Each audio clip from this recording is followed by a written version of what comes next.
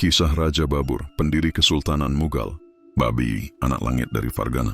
Di sebuah negeri pegunungan yang megah dan keras di Asia Tengah, tempat sungai-sungai mengalir deras dan langit tampak seakan lebih dekat, lahirlah seorang anak lelaki yang ditakdirkan mengubah sejarah benua besar di selatan.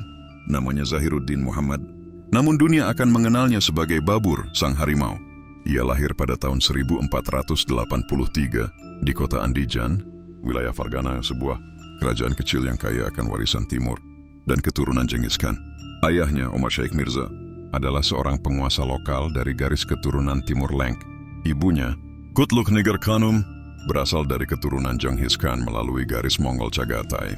Dengan darah penakluk besar mengalir di nadi, Babur sejak dini telah dididik dalam ilmu perang, sastra, dan politik.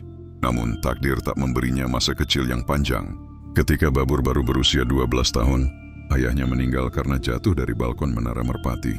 Dalam sekejap sang anak menjadi penguasa Fargana. Dunia politik yang kejam tak mengenal belas kasihan pada bocah yang baru tumbuh bulu di wajah. Para paman dan saingan politik mulai menyusun rencana untuk merebut tahtanya. Bab 2. Perjalanan seorang penakluk muda. Pada usia sangat muda, Babur bermimpi tentang Samarkand, kota legendaris yang pernah diperintah oleh Timur Leng. Ia menyerangnya 2 kali, pertama pada usia 15 tahun, dan sempat berhasil merebutnya, namun hanya untuk sementara. Para musuh dari segala penjuru, termasuk Uzbek yang tangguh di bawah Muhammad Syaibani, merebut kembali Samarkand. Babur kehilangan semuanya, bahkan kerajaan kecilnya di Fargana. Dalam penderitaan dan pengasingan, Babur mulai menulis puisi dan catatan harian. Ia bukan hanya pejuang, tapi juga seorang penyair, pengamat, dan pemimpi. Namun di balik bait-bait indah dan syairnya, tekadnya membara. Ia mengembara ke Kabul, kota strategis yang kemudian ia taklukkan pada tahun 1504. Di sana ia membangun kembali kekuatannya dan mengukuhkan basis untuk ambisi terbesarnya, menaklukkan India. Baburi melintasi sungai Indraprasta. India, negeri kaya dengan permadani emas, tanah subur, dan takhta yang merebut mata siapapun. Babur kini di usia 43 tahun, melihat kesempatan ketika Kesultanan Delhi di bawah Ibrahim Lodi mulai melemah akibat konflik dalam dan penguasa yang tak populer, dengan pasukan kecil yang hanya terdiri dari 12.000 tentara. Namun bersenjata dengan meriam dan strategi perang modern dari Asia Tengah, Babur bergerak ke India. Pada 21 Maret tahun 1526, ia menghadapi Lodi dalam pertempuran Panipat pertama. Walau kalah jumlah jauh, Babur menerapkan strategi perang berbasis formasi Tuluhma dan penggunaan meriam dalam gaya Ottoman. Hasilnya gemilang, pasukan Lodi hancur, dan Delhi jatuh ke tangan Babur. Dengan kemenangan itu, Kesultanan Mughal resmi berdiri di tanah Hindustan. Babur merajut sebuah kerajaan. Babur tidak hanya penakluk, tapi juga pemimpin yang memperhatikan tatanan, illuminati administration, memperkuat keamanan, dan memberi tempat bagi keberagaman dalam kerajaannya. Ia menulis catatan harian dalam bahasa Turki Chagatai, Baburnama, sebuah karya besar yang mengisahkan pertempuran, cuaca, bunga, gunung, cinta, dan pengkhianatan. Buku itu hingga kini dikenang sebagai salah satu autobiografi terbesar dari dunia Islam. Namun tahun-tahun awal pemerintahannya di India tak pernah damai sepenuhnya. Ia menghadapi pemberontakan lokal dan kesulitan keuangan. Namun ia juga menorehkan kemenangan gemilang dalam pertempuran Khanwa melawan Rana, Sanga dari Mewar, salah satu penguasa Rajput paling kuat. Kemenangan itu pada tahun 1527 meneguhkan kekuasaan Babur atas dataran utara India. Babivi, mata yang memandang jauh ke bintang. Babur menginginkan lebih dari sekadar kejayaan duniawi. Ia menginginkan warisan, suatu jejak yang akan melintasi generasi. Ia menasihati putranya Humayun dengan kata-kata yang dalam. Jangan kamu jadikan takhta sebagai tempat berlindung bagi ego. Jadikan ia tempat mengabdi pada keadilan dan ilmu. Namun pada tahun-tahun akhir hidupnya, Babur jatuh sakit. Pada tahun 1530, penyakit misterius menyerangnya. Ia dikisahkan berdoa memohon agar sakit anaknya, Humayun, dipindahkan kepadanya. Legenda menyebutkan doanya dikabulkan, Humayun sembuh, dan Babur meninggal dunia tak lama setelah itu.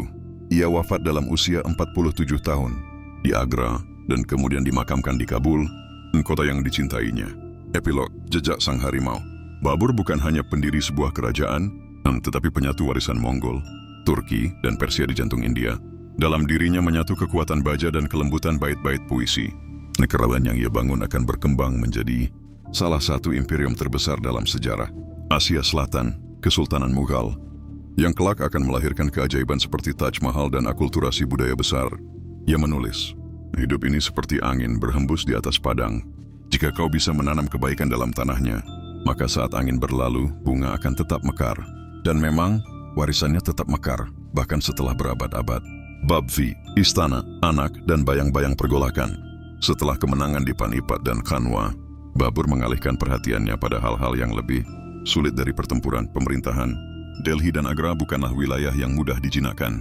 Warga lokal curiga pada orang asing dari utara, bangsawan lama merasa terancam, dan iklim tropis India membuat tubuhnya yang terbiasa dengan udara dingin gunung Asia Tengah terus-menerus jatuh sakit.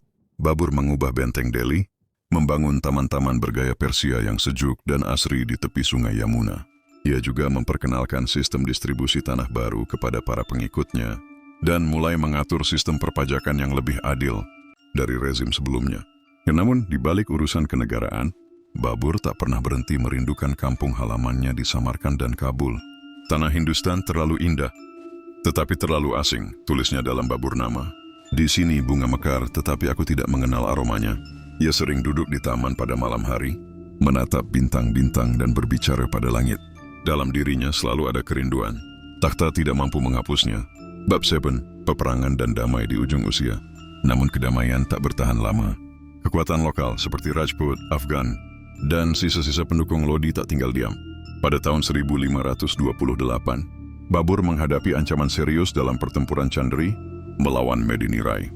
Kemenangan kembali berpihak padanya, namun Babur menulis bahwa ia tidak bersuka cita, darah kembali tumpah, dan rakyat kembali menderita. Untuk menenangkan para Rajput dan rakyat lokal, Babur mulai mengurangi tekanan terhadap adat dan tradisi lokal.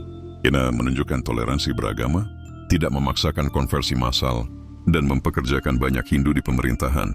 Inilah fondasi awal toleransi berbudaya yang kelak akan menjadi ciri khas Kesultanan Mughal pada masa putranya dan cucunya Akbar. Namun tubuh Babur sendiri mulai menunjukkan tanda-tanda kehancuran. Ia batuk darah, tubuhnya lemah, dan dalam waktu singkat ia nyaris tak bisa berdiri. Di tengah sakit itu datang berita buruk, putranya yang ia cintai, Humayun, jatuh sakit parah. Para tabib tak bisa menyembuhkannya. Babur berdoa dengan air mata dan di hadapan Allah ia memohon, "Ambillah nyawaku dan berikan hidup itu padanya."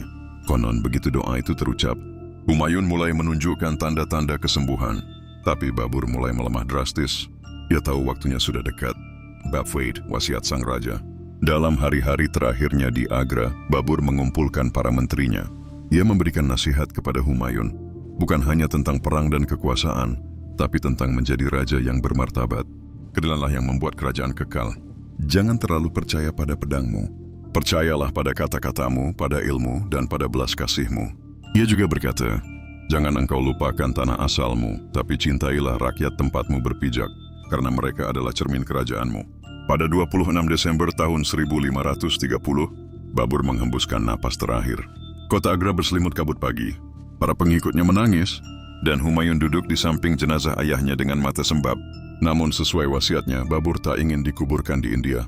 Ia ingin kembali ke Kabul, kota yang pernah ia bangun dari reruntuhan dan ia cintai sepenuh hati. Jenazahnya dibawa menyeberangi pegunungan dan lembah, dan dimakamkan di sebuah taman damai Bagai Babur, Taman Babur di Kabul, tempat bunga dan pohon buah tumbuh subur, tempat langit terasa begitu dekat. Bab 9, warisan yang tak terpadamkan. Babur hanya memerintah India selama 4 tahun, namun ia menanam benih yang akan tumbuh selama 3 abad berikutnya. Kesultanan Mughal akan mencapai puncak kejayaan di bawah Akbar, Shah Jahan, dan Aurangzeb. Namun akar dari semua itu adalah Babur. Warisan sejatinya bukan hanya pada kekaisaran yang ia bangun, tetapi pada karakternya. Seorang penakluk yang juga penyair, seorang pejuang yang juga perenung, seorang raja yang lebih mencintai kejujuran dibanding kemegahan. Baburnama, catatan hidupnya, menjadi warisan sastra dan sejarah yang langka dari seorang raja Muslim. Di dalamnya ada perang, cinta, kehilangan, dan kerinduan yang abadi. Waktu berjalan, dunia berubah. Tapi harimau yang menyeberangi sungai Yamuna dengan mimpi di dadanya tak akan pernah dilupakan. Dalam hidup ini banyak yang kita daki, dan banyak pula yang kita kehilangan. Tapi yang sesungguhnya milik kita adalah keberanian untuk terus melangkah, meski tanah di bawah kaki terus bergoyang. Aku dilahirkan di tanah gunung, bermimpi di bawah langit Samarkand dan menutup mataku di tanah India. Tapi bukan tanah yang membuatku raja, melainkan keyakinan bahwa mimpi yang diperjuangkan akan menjadi warisan. Kemenangan yang diraih dengan pedang hanya bertahan selama 1 musim, tetapi kemenangan yang ditulis dengan keadilan dan kasih sayang akan dikenang selama 1000 tahun. Jangan jadikan mahkota sebagai lambang keangkuhan, karena beratnya bukan pada emasnya, tapi pada tanggung jawab yang ia letakkan di kepala seorang raja. Aku telah menaklukkan kota dan bangsa, namun perjuangan terbesar bukanlah melawan pasukan di medan perang, melainkan melawan diriku sendiri di dalam gelap malam. Saat ajal mendekat, aku tidak takut. Karena aku tahu, selama aku jujur dalam niat dan adil dalam keputusan, maka namaku akan tetap hidup dalam lembar-lembar waktu. Harta dapat dibagi, kekuasaan dapat diwariskan, tapi kehormatan hanya lahir dari bagaimana engkau dipandang oleh mereka yang engkau pimpin dalam diam. Aku telah berjalan ribuan mil, menyeberangi sungai dan pegunungan, tetapi perjalanan terjauh adalah menuju pemahaman bahwa kekuasaan adalah titipan, bukan hak. Bila ingin abadi, janganlah engkau tinggal di istana. Tinggallah di dalam hati rakyatmu, karena tembok istana akan runtuh, tapi kenangan akan tetap berdiri. Ada saatnya ketika raja harus menjadi penyair, karena kekuasaan tanpa kelembutan akan melahirkan tirani, dan keberanian tanpa hati akan melahirkan kehancuran.